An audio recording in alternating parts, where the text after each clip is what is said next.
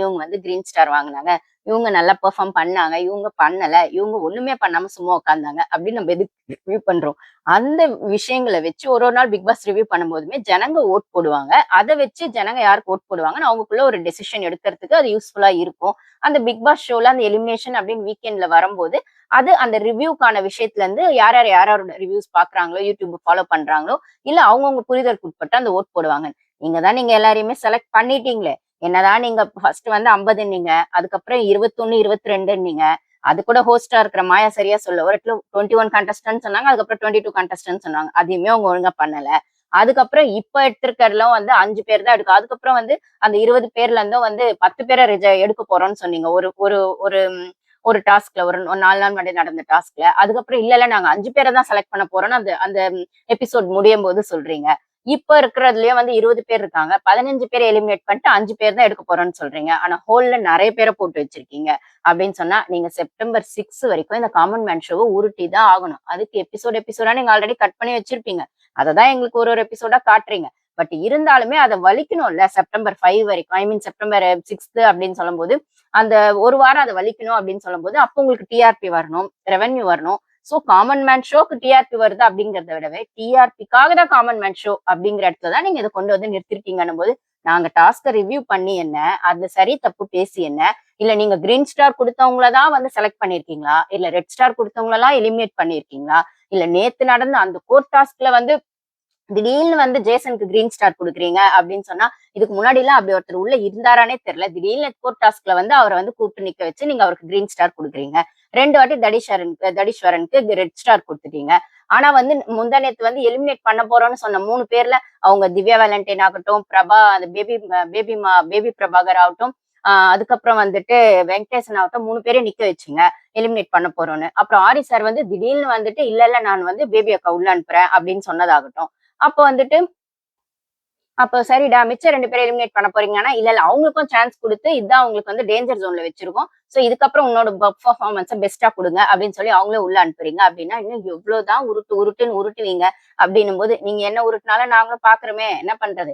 அந்த அந்த big pass அப்படிங்கறதுக்குள்ள எங்க மூளை வந்துட்டு பிளைண்டா போய் உக்காந்துருச்சு. ஒன்னும் சொல்றதுக்கு இல்ல.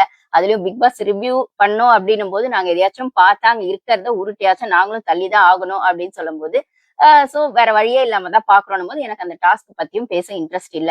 சோ நீங்க இந்த 5 பேர் எடுக்க போற 15 பேர் எலிமினேட் பண்ண போறீங்க எங்களுக்கு கிளீனா தெரிஞ்சிச்சு. இருக்கிற 5 பேர்ல நீங்க 3 பேர் ஆல்ரெடி விட்டுட்டீங்க. இன்ஸ்டால வந்துட்டு எல்லாரும் விட்டுட்டீங்க.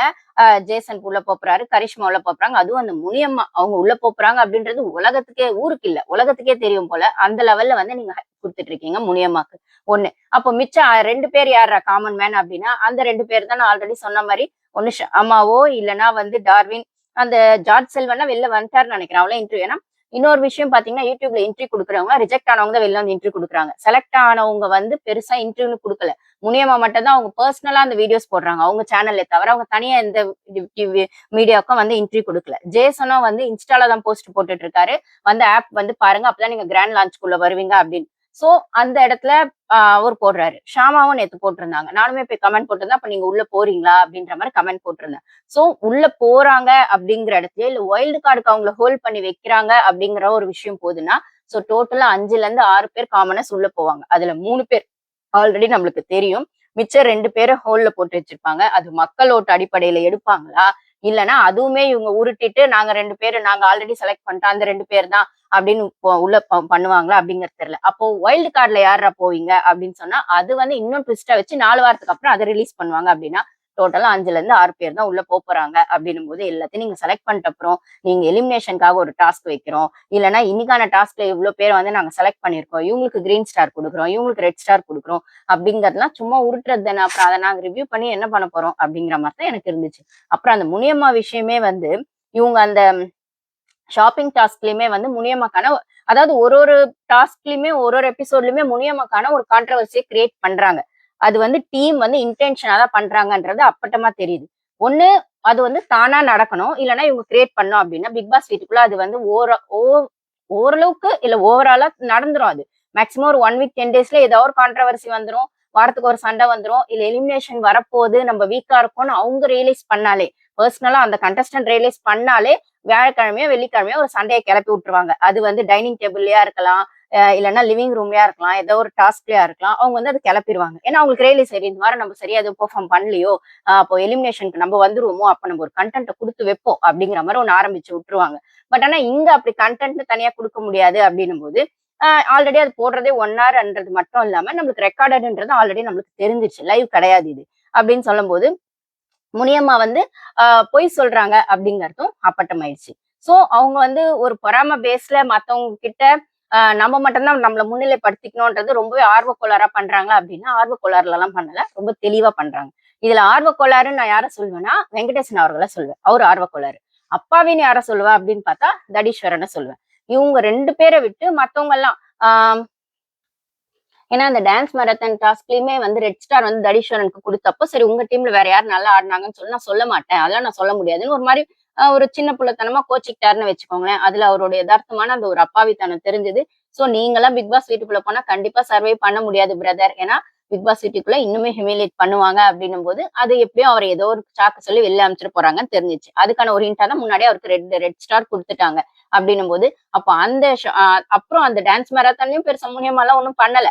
ஓகே. அவங்க எந்த டாஸ்க் தான் உருப்படியா பண்ணாங்க. எதுலயுமே அவங்க வெளியிலயே தெரியவே இல்ல அப்படின்னு சொல்லும்போது, அதனால தான் முனியம்மாக்கு ஹைக் குடுத்து, ஒரு சில விஷயங்கள்ல கான்ட்ரோவர்சியாவது அவங்கள கிரியேட் பண்ணி, இன்னைக்கான ப்ரோமோல முனியம்மா பொய் சொன்னாங்க. இன்னைக்கான ப்ரோமோல முனியம்மா வந்துட்டு, அந்த குவாலிஃபைட் அப்படிங்கிற கார்ட வந்து கண்ணு கட்டி விட்டு, நாங்க சொல்றதுக்கு முன்னாடியே ஓப்பன் பண்ணாங்கன்னு இன்னைக்கு ஒரு ப்ரோமோ வந்துச்சே.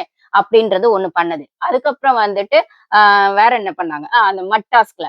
மட்டாஸ்க்ல முனியம்மாக்கு ரெட் ஸ்டார் குடுத்தது. அதாவது அவங்க சரியா பண்ணலன்னு அந்த டீம் சொன்ன ரெட் ஸ்டார் குடுத்தது அப்படின்னு. இப்ப தடீஸ்வரன்க்குலாம் ரெட் ஸ்டார் குடுத்தது அவங்க ரிஜெக்ட் பண்ண போறாங்கன்றத முன்னாடியே நம்மளுக்கு ஹிண்ட் குடுக்கறதுக்காக குடுத்ததா இருக்கலாம்.